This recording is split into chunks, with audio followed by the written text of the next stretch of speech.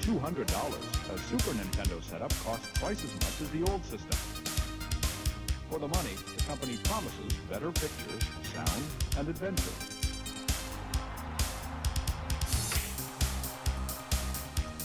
Now you're playing with power, superpower. You're the king, I tell you! The king! Only for Super NES. Only on Super NES. You're listening to the SNES broadcast with your hosts, Soulblazer and George.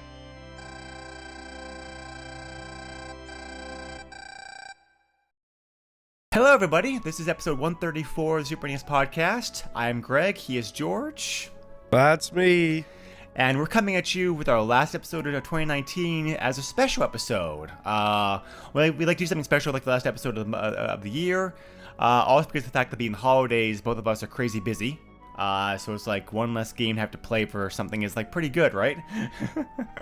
Right. So we decided this year for the special to kind of give George a chance to catch up a little bit as it was, because as long-time listeners of the podcast may know, George is actually my third co-host on the podcast.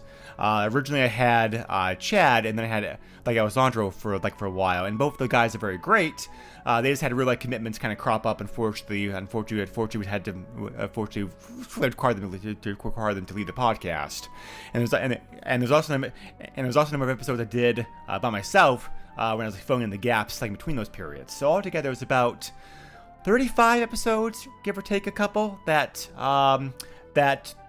we did before George joined the podcast several years ago. So as I asked George, you probably have some strong opinions, like one way or the other, about some of the games you covered for the podcast before you joined. How about a chance to have you talk about them?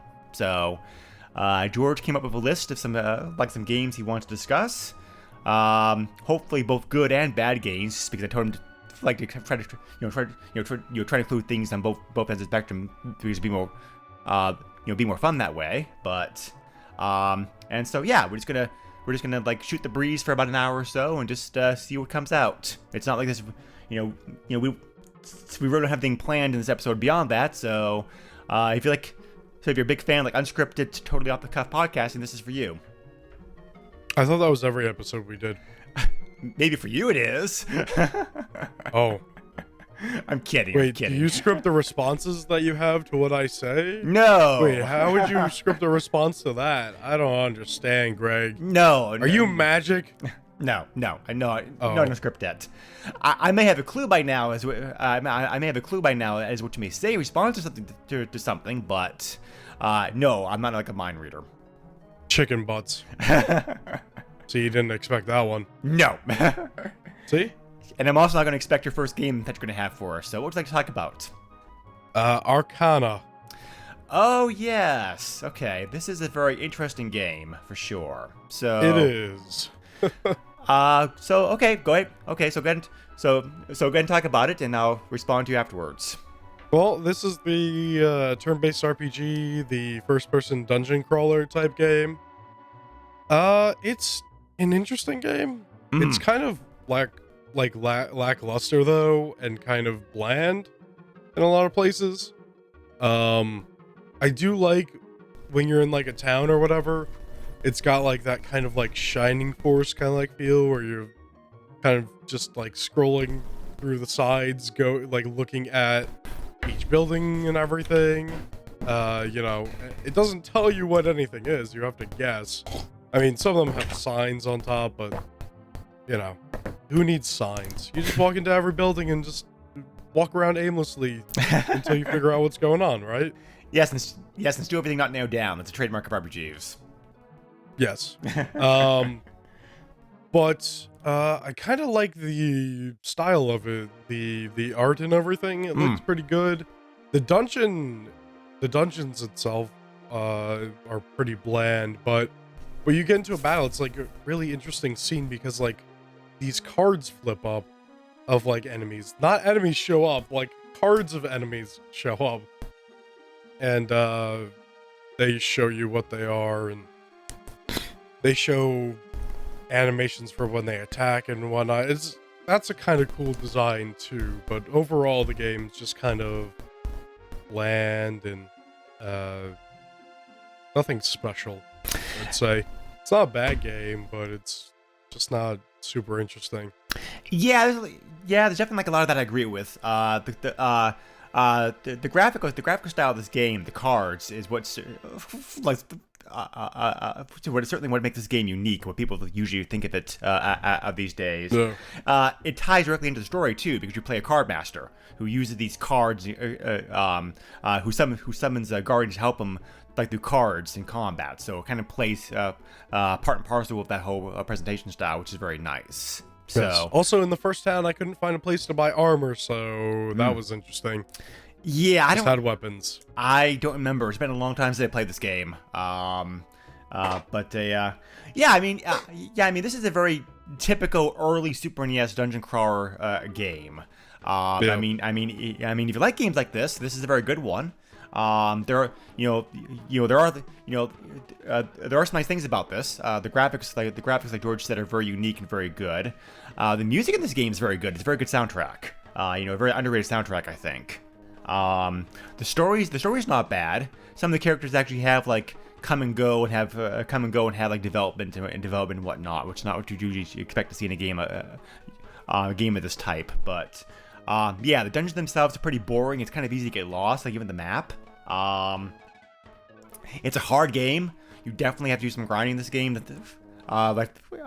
succeed. And the worst egregious part of this game is like you know how most RPGs boss fights are telegraphed because they're telegraphed usually for you because you're either going to be like a new room or narrowing of the corridor or whatnot. Yeah. This game, nope. You can just be going to a regular corridor and all of a sudden boss fight and not be prepared for it at all. Oh. Okay. Yeah, it's pretty nasty. I definitely recommend playing this game with emulator and save states if you check it out today because of that. Because it's no fun slogging through a dungeon for a half an hour and then letting them run to a boss that you weren't ready for. And then dying. Yep. So. Yep. But this is not. Yeah, like I said, my thoughts pretty much like mirror yours. This is not a horrible game. It's just it's a very interesting game in some ways, but it doesn't really do anything to kind of rise above the pack, except for the card graphical style of the game that the game has. But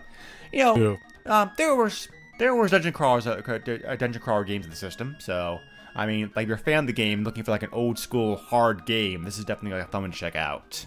So, very good pick. You kind of reached deep into the pile like with this one, so. Yep. But okay. So, what's another one that you're interested in talking about, George? Knights of the Round. Oh yes. You're going way back to episode number 2 for this one. It's awful. No, I'm kidding. It's really awesome. Yes. Yeah. It's a great game. It's a really good game. So what do you think about it? So what do you like about it? Everything. It plays great. It looks great. It's just really fun. It's better when you have someone else there with you, but otherwise, how much can I say about this? I mean, it's just great. Did you play this? Did like in the arcades? No. Okay. Yeah. This is a pretty good conversion like the arcade game. Yeah. There are some differences, of course, because there had to be differences.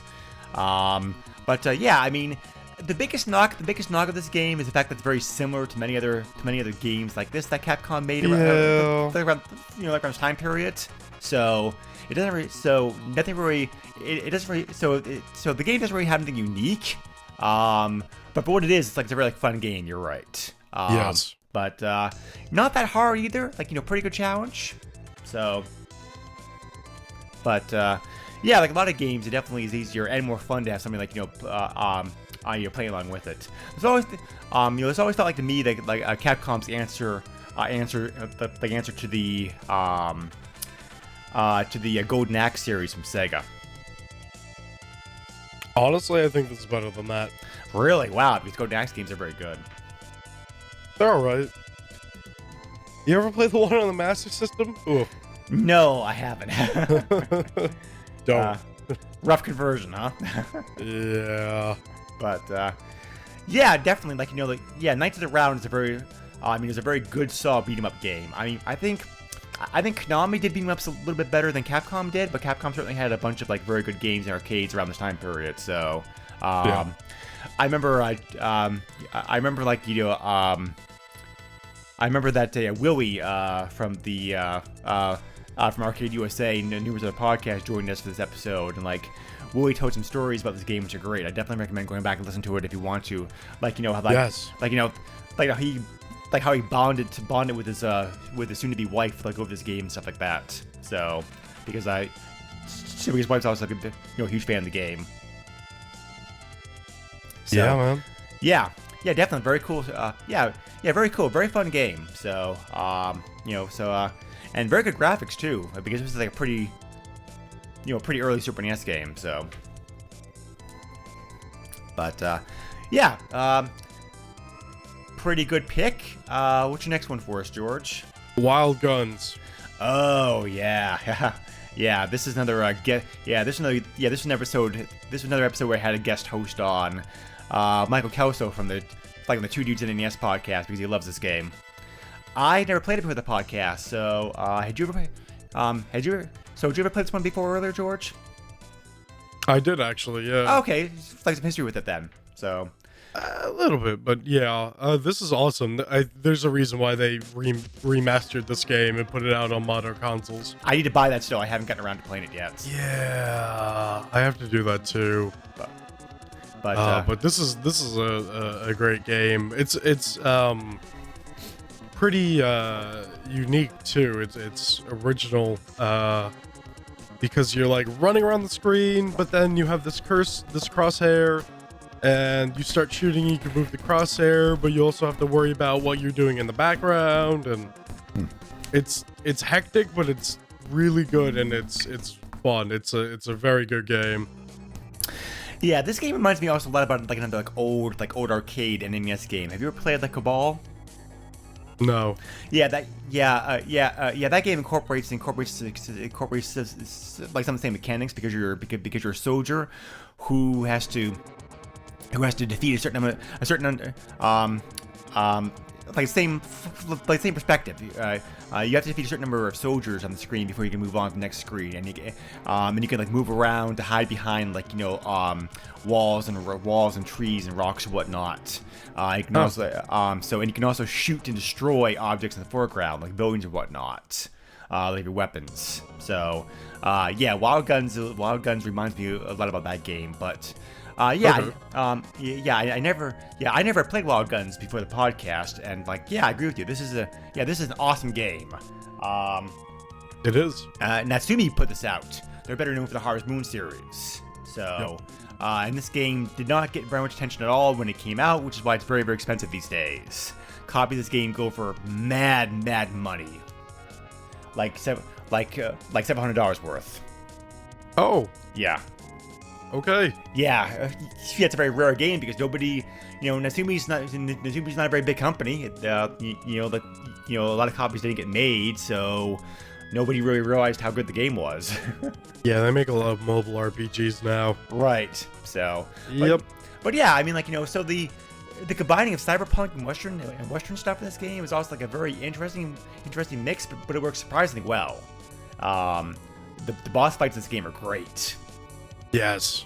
But and it's a hard game, but it's not that bad once you get the hang of it. I mean, once you get a habit, once you get your habit down for where the enemies come from and whatnot, once you figure out, once you develop your own personal taste of which person and weapon you want to use, the game gets a bit easier. And this is also a game that also shines two-player mode. Oh yeah. Yeah. This is great to have somebody along, right? Playing with you. Yeah. What was the sequel called? I'm trying to remember the name of the game. There's a sequel? Well, from what I remember, the game on the modern consoles is actually a sequel. No, it's just a remake of the game. I thought it was a sequel. It's just like Wild Guns Reloaded or something like that. Okay. Yeah. All right. Yeah. All right. Well, you may be right. I know that game got both a physical release. It's also still available for sale on the PSN as well. So, isn't it also on PC? I'm not 100% sure on that though. I don't know. I already have Steam open, so we can take a look at that. I can take a quick look at it to find out too, because I remember at the time we covered the games. Yep, Wild Guns Reloaded, $15 on Steam. Okay, yep, PS4, Windows, and Windows and Switch. Oh yeah, it's on the. That'd be a good game to get on the Switch. Features 2 new characters, additional stages and modes, and updated graphics, like sound effects. Cool. All right. Yeah. I've been meaning to buy that. I just haven't gotten around to it yet. Yeah. So, but well, very cool. All right. Yeah. Yep. Good game so far. Well, for the most part, good games.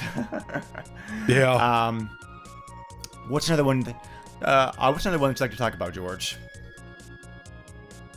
Frogger. Oh boy. That's crap. Yeah. So from beginning to end. Most people out here, I'm sure, know what Frogger is. So I won't spend any time talking about the game itself. But yeah, this was the very last U.S. Super NES release. And yeah, you could tell. Yeah, what a way for the system to end on. Yeah, it looks like they put in like clip art or something in the game and said screw it. Yeah, it is really bad. The obvious question of that is, well, how bad is it? Well, George, how bad is it? It's like Frogger, but like not a good version of Frogger. That's how bad it is. It's just there's just a lot of problems with it, at least from what I feel. Like, I feel like there's some problems like with detecting where you are, because there are times where I should be on the other end, and hopping into a space at the end, and it's just like, nah, you jumped in the water. It's like, what? It's just it's not good. The controls are terrible. Collision detection is awful. Yeah. The graphics, they were trying to update the graphics some, but it looks like the result of like a 6-year-old who did it. The game just looks awful. Yeah. There's none of the great classic Frogger music in the game that you'd expect. Yeah, it's like it's just terrible from like start to finish. What I find curious is that Jesco, the company that put this out, also put Frogger out on Genesis. But the Genesis version, they simply decided to release a slightly updated version of the arcade game. They didn't give it the same treatment, quote unquote, that the Super NES version of the game did. And I'm like, that's so weird. Yeah, why'd you guys do that? Why didn't you just put the Genesis version on here and call it a day? Right? I don't get it. So, what a sad way for the system to end on. Seriously. At least in the U.S., like Japan, games came out for a bit longer. So. I simply cannot say.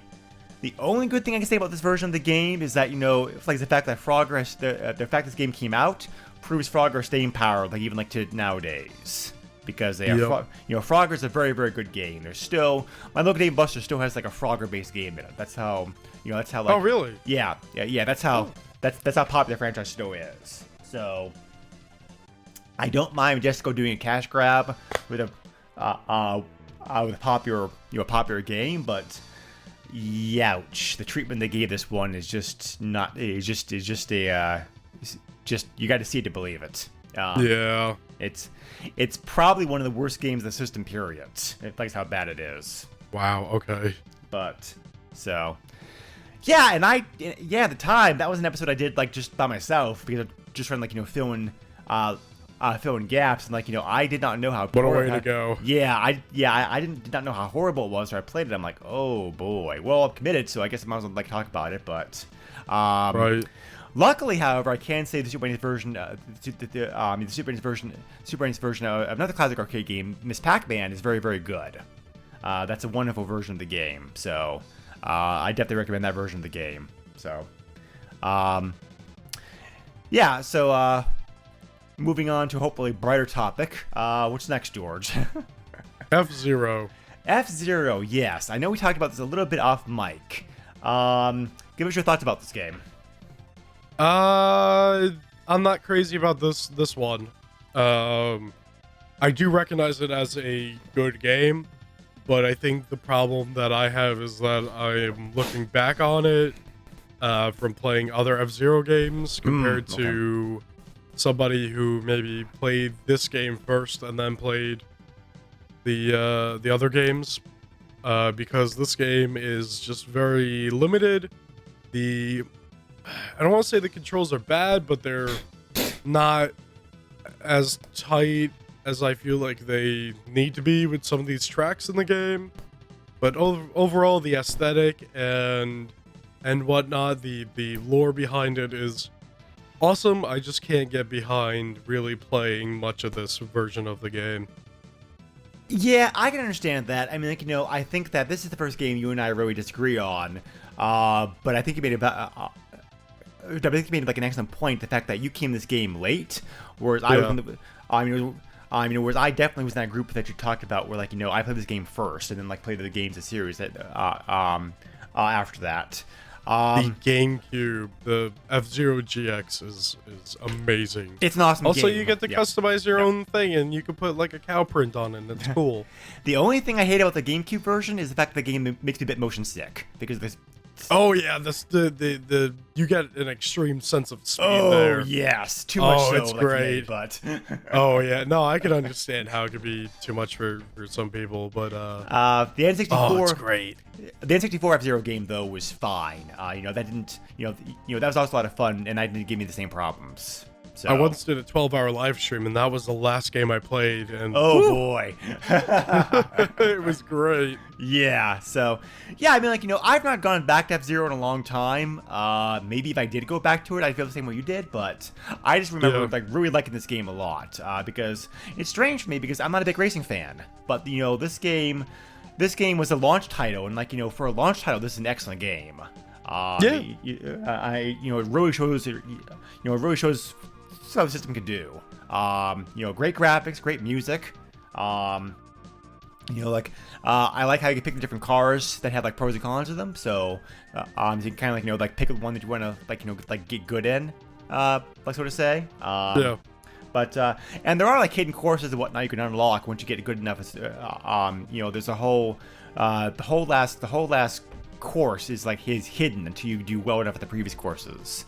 So there is some hidden content, but I certainly agree that there's not as much hidden in this game as as later F-Zero games have. So, just like a really great game for 1991. I mean, just an excellent game to show off the system.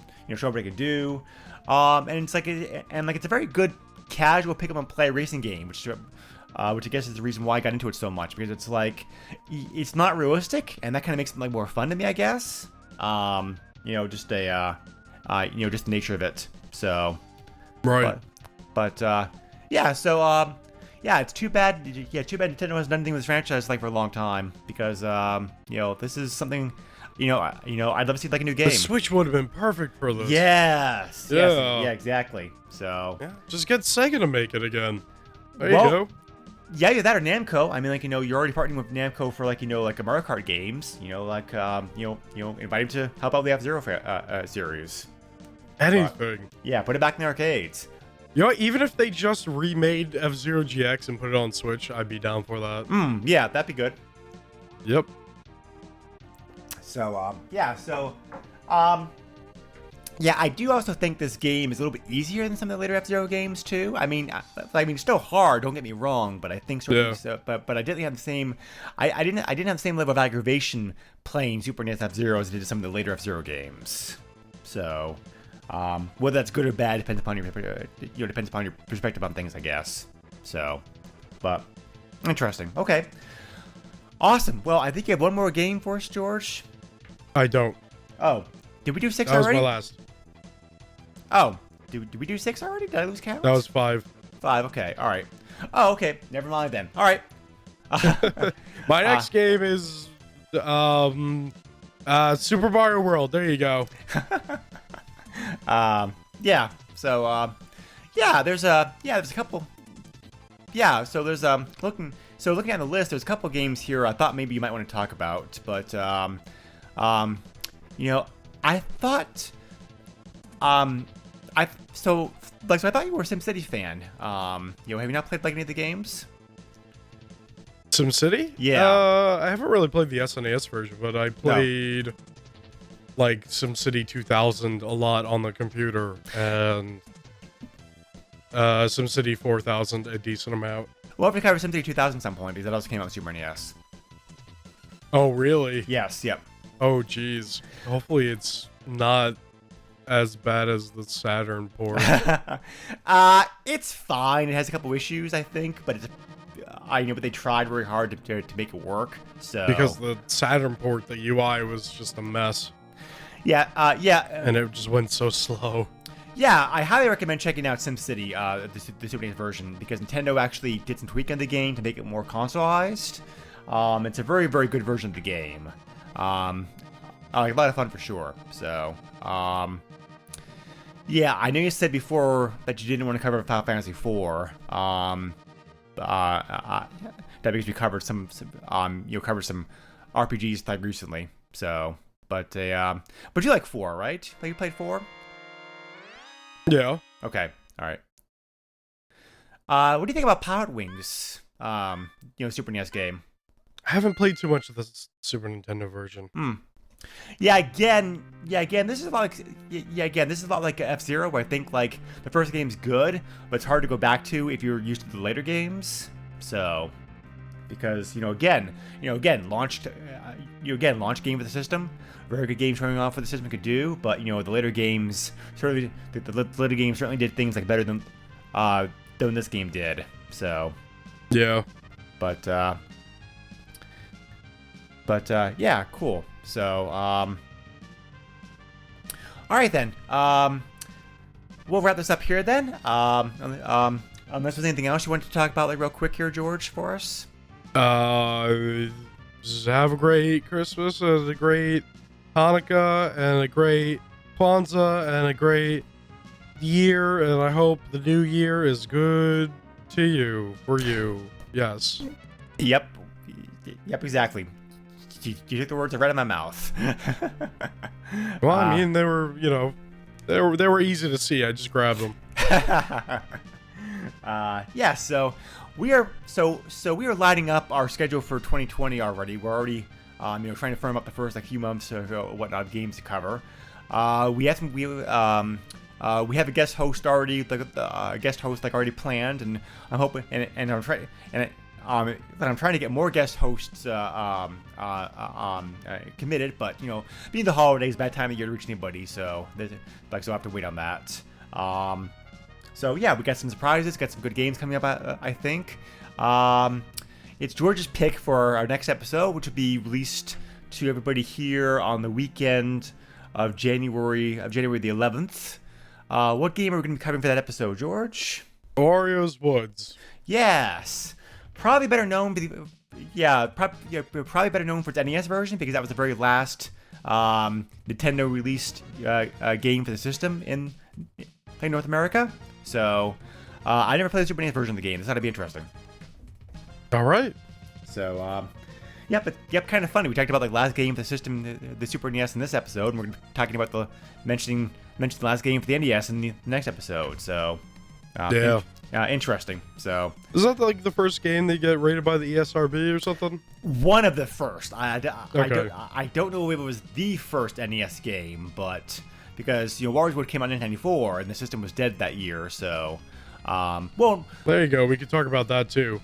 Well, not dead. Nintendo did keep making the systems for a couple years after that point, and it was alive in Japan. Yeah, until like 2003 or something like that. Yes, and the last game that came out for the NES, like the NES, was an unlicensed third-party game in 1995.